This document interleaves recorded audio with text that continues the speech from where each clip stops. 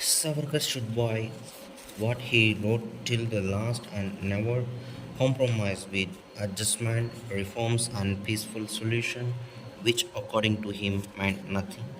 As a great scholar full of originality and independent standing, to coin several new technical terms of parliamentary usage and of Indian parlance, such as Chitra, photography, sunset, synod, Chitra, cartoons, etc.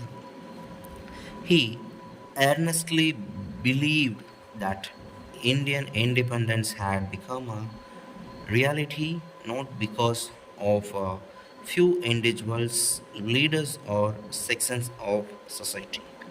It had been made possible by the participation of a commoner who prayed to his family duty every day, but the youngsters who went to allow to see the motherland free were the greatest Veer the Veers as quoted by him.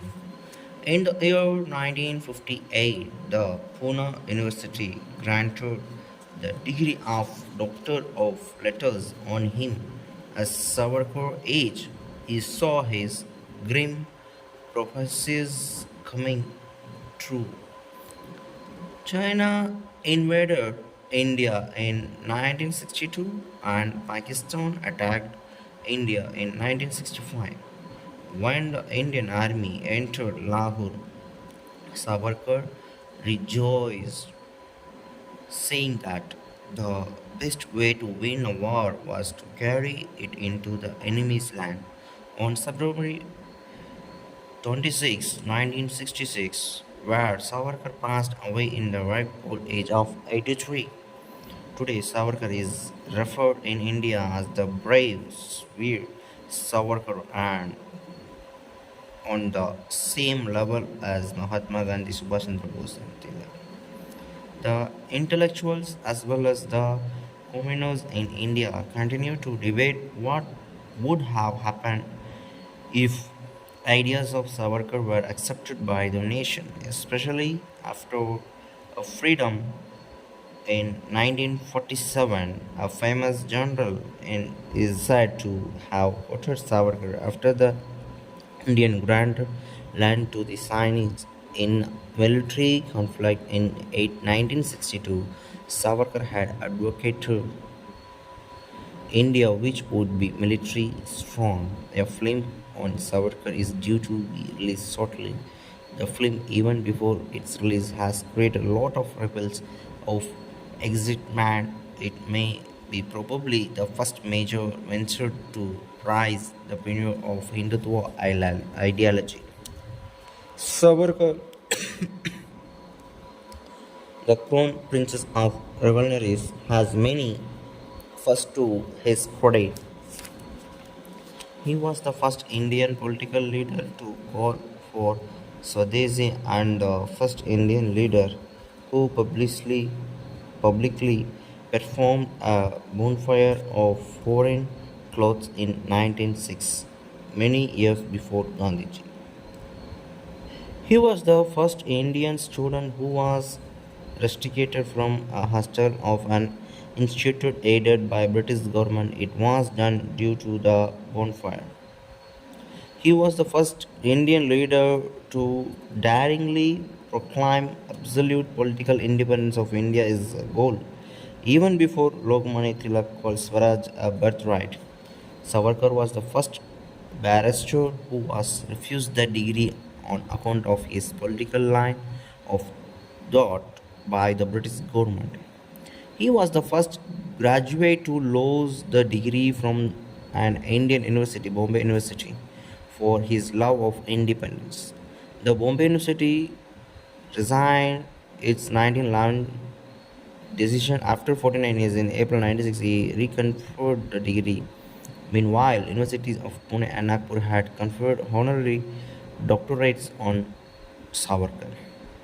Savarkar was again the first Indian leader to publicize the problem of published the problem of Indian independence with international importance. Savarkar was the first Indian leader who cleared the myth British historians propagated and shown that 1859 War of Independence was not a mutiny of sepoy few regiments, but a revolt of Indian population against the British sustained for over 2 years. He also highlighted the cruelty of British generals who slaughtered outright ordinary Indians, but Indians on in cases during that period.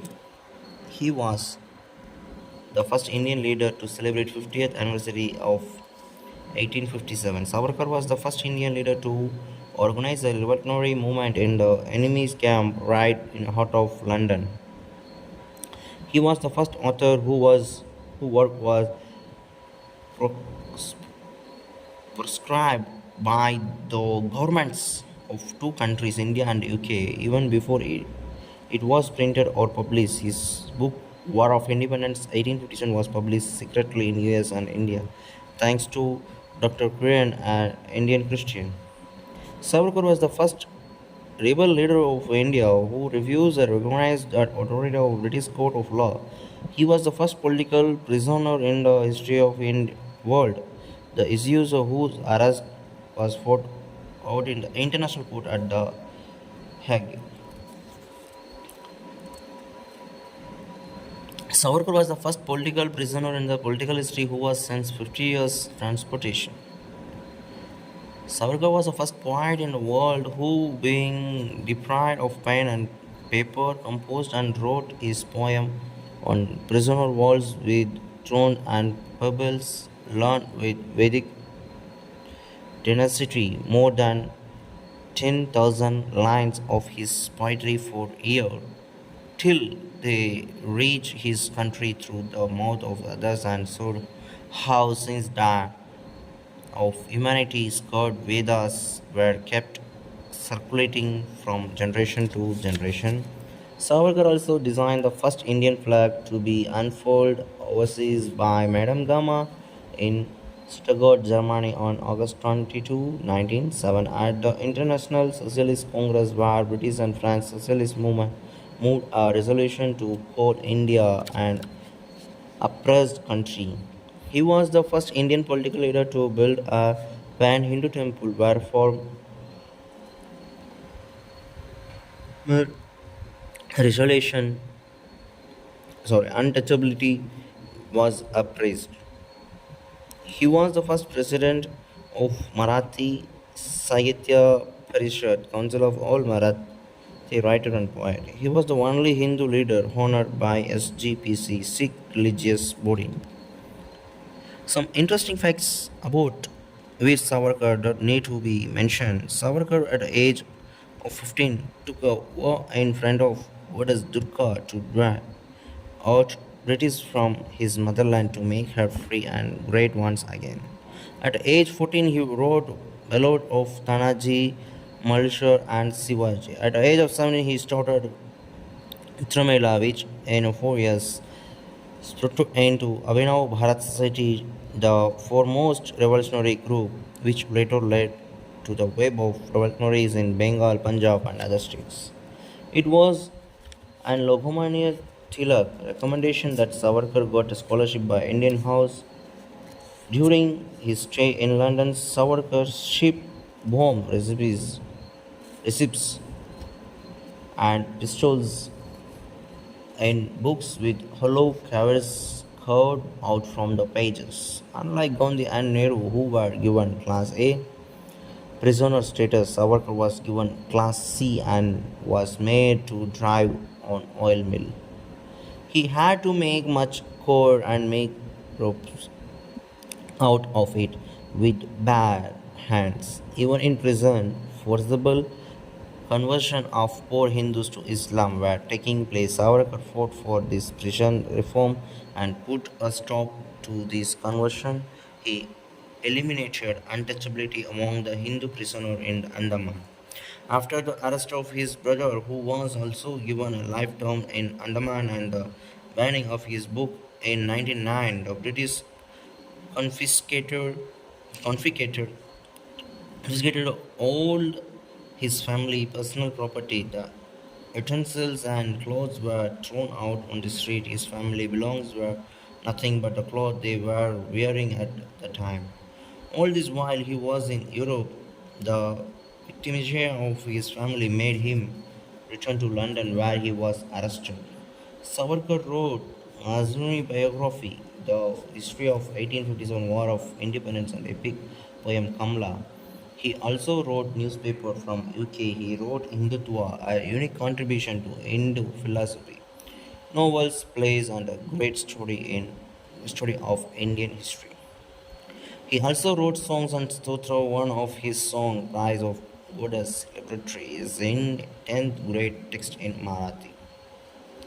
Unfortunately, Savarkar manuscript on Sikh history was lost and was never found. Savarkar's follower and also worked with the Ghadar party in USA, collecting American support for Indian independence movement. They worked with other European leaders also. Then they 1912 demands by William Kaiser German government from the British included this India in the independence. In 1960, Savarkar adjured India to make bombs. Savarkar is only one author who tried to put Kundalini and Subchakra experience of a yogi in modern medical terms. The flag the Savarkar designed for Hindus has a lotus, Kundalini, and Kripan Aswad for the defense. The book that Savarkar worked the longest in his six glorious epoch of Indian history. This book has nearly 1,000 references to true Indian history, not the cannot British version of history. Hindus should at least read this book to know their side of the history. Thank you for listening.